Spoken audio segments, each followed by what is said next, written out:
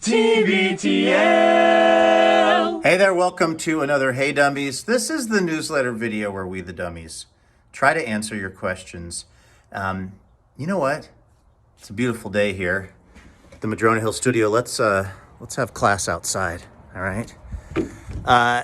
This week's question comes from, by the way, this is the new little deck that we have attached to the Madrona Hill studio, which is an exciting development, mostly because the ground around this part of the property is so rocky and weedy and kind of like just unpleasant looking that I've figured out that the best way to cover it up is just keep building decks over it, and so far it's working.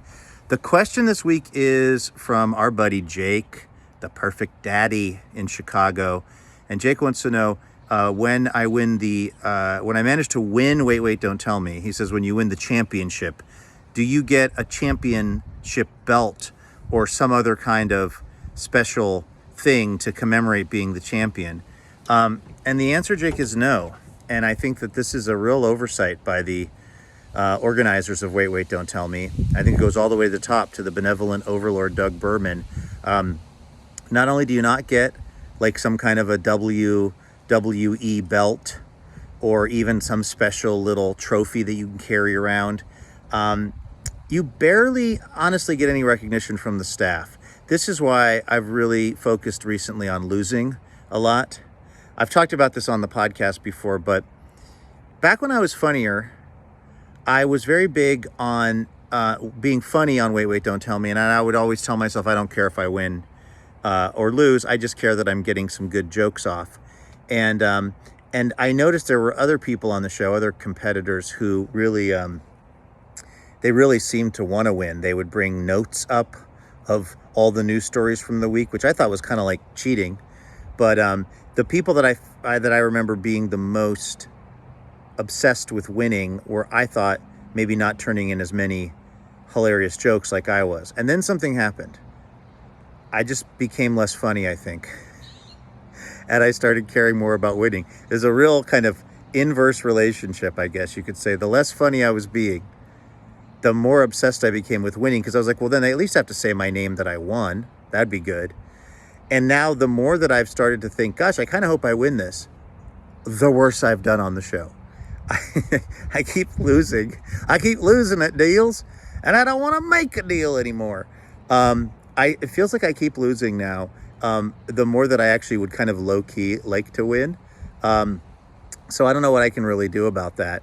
Also, there is the issue of scorekeeping.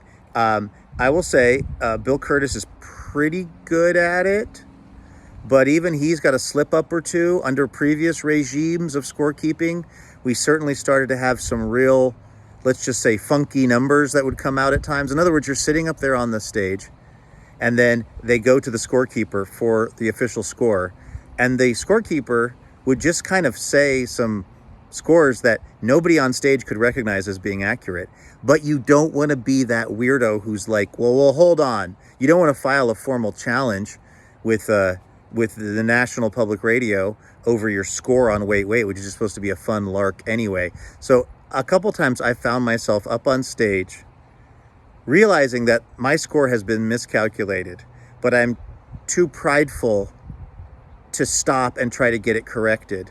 But I'm also so prideful that I would like to win, and this now makes it harder for me. So, Jake, as you can tell, there are no easy answers in life. There's one of my neighbors driving by. I guess what I should do is, as a therapist once said to me, treat this as a growing edge. I should go into these Wait, Wait competitions just basically fine with if I make good jokes or if I don't, or if I win or if I don't, or if they even accurately tally the score or if they don't. So that's going to be my focus the next time that you hear me on that fine show. I really appreciate all of you listening to the fine show that is TBTL, and I appreciate you subscribing to the newsletter. Thank you for doing that. And please do send us all of your questions. Go, Hey Dummies, in the subject line, and you send it to andrew@tbtl.net, and we will add those onto the list and we will answer them in due time. Thanks again for subscribing to the newsletter. Thanks for being part of TBTL, and we'll see you next week.